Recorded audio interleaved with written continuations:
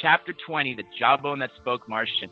In 1979, there was this dental technician. I believe he was working at the Veterans Hospital, right? And he right outside of Dayton, yes. Exactly. I'll let you tell the story. That was my question. It's about that. Well, he formerly had worked as far as at Wright Pat, also in the Air Medical Facility as a dental technician. So upon retiring, he then, they set up their own dental facility, the dental lab, but he started also working at the VA hospital, as you mentioned, John. And he was approached by his boss one particular day with a bone, with a mandible, that he wanted a impression made, a duplicate, and he'd be back the next day to pick it up. Well, the first thing you typically would do when you're handed an actual bone is you go to the sink and you rinse off whatever blood or saliva, whatever residue is still on it. There was none. It was dried bone. But more amazing was the fact that, my God, this is not a human mandible. This isn't a human jawbone. And there are no teeth. There's nothing that would suggest that it had teeth. So he created the relief. The next day, his boss picked it up. And then he said to him, "You didn't do anything. I don't want you to repeat anything about this. It never happened." And he took the impression that he had cast the duplicate from, crumbled it up and tossed it in the waste paper basket. And he left.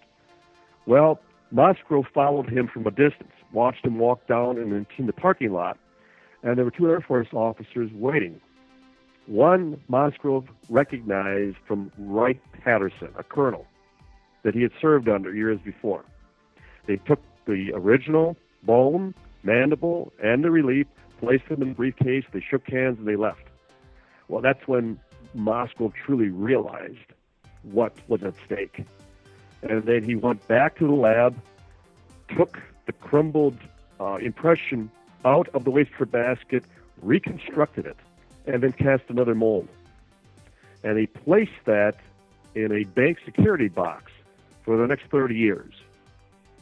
And then there was a reporter, a newsman by the name of Carl Dave, Emmy Award-winning NBC reporter in Dayton, who he turned it over to. And they had contacted us. And that's when we were approached. Carl Day had approached us about even writing a book on Wright Pat. And unfortunately, Carl would die 6 months later after we had made the proposal for doing such a book. But nonetheless, we still acquired a copy, a relief of that mandible. It's been examined by 6 separate paleontologists, and each one, after comparing it to over 2,000 mandibles, whether human, primate, or any animal, as the one at the New York University Paleontology Department said, this is not from this earth. Go ahead, Preston. Well, this is gripping stuff, you guys. And I'm wondering, with the government cover-up still in place, have either of you experienced any kind of suspicious activity in that regard in terms of, government interference or whoever's covering this up? Yes, we had some earlier this evening. Our phone kept cutting out. Yeah, that's true. Could have been because of the rumor we were talking about. No, that had never happened to me before. But besides that, no. As far as I'm concerned, other than some clicks on the phone, nothing that we could identify as harassment. I know Don and I have a little joke when we're talking on the phone and we hear some little clicks. We have a little routine we go into that, hey, in case somebody's listening, we say, hey, we can be bought. We have we can be bought and go away.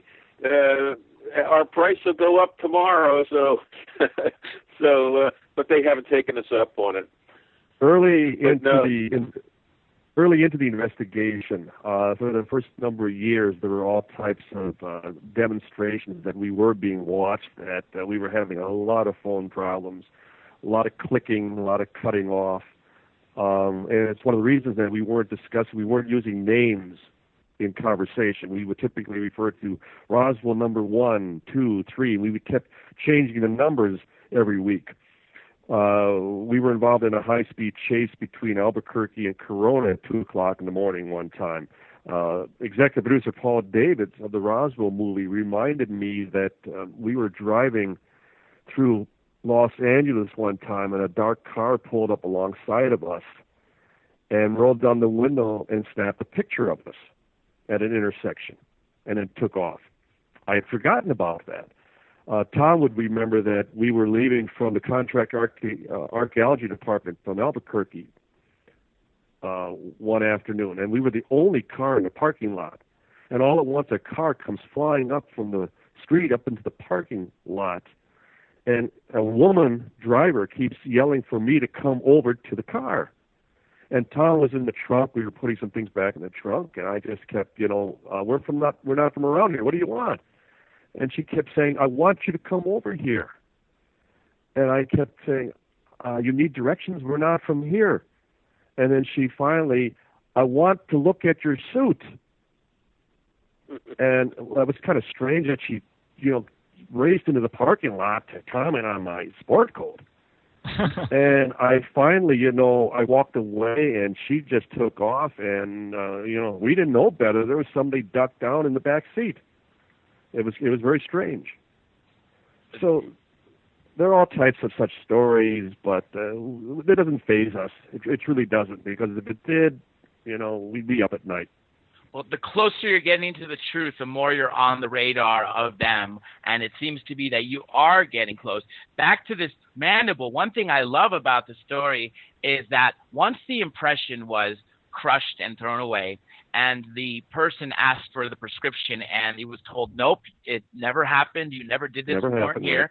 And then he witnessed this person hand it over to 2 uniformed officers. But then they went back and took the impression out and meticulously put it back together and created their own cast, which you have in your book. And I think that is mind-blowing when it's compared to a human jawbone, because you could...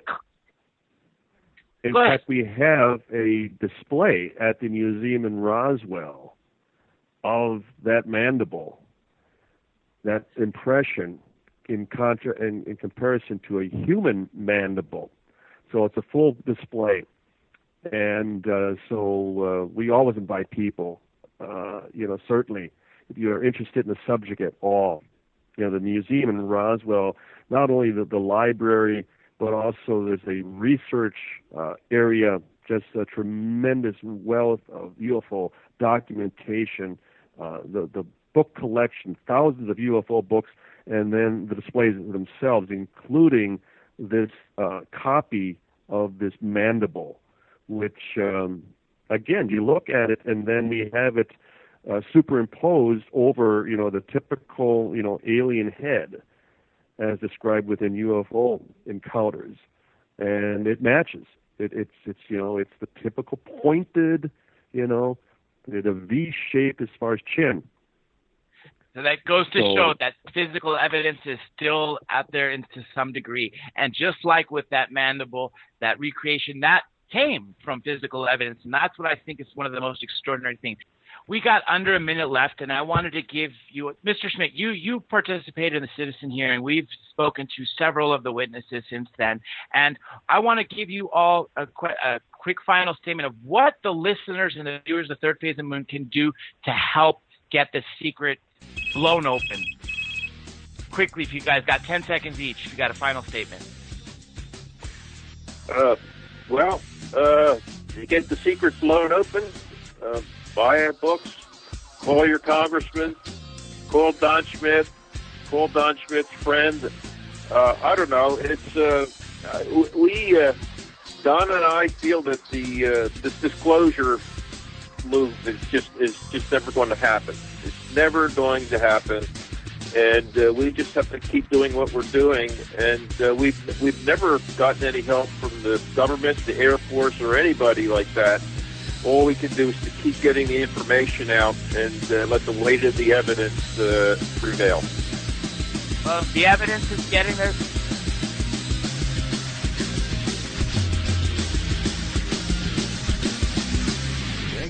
listening to Revolution Radio.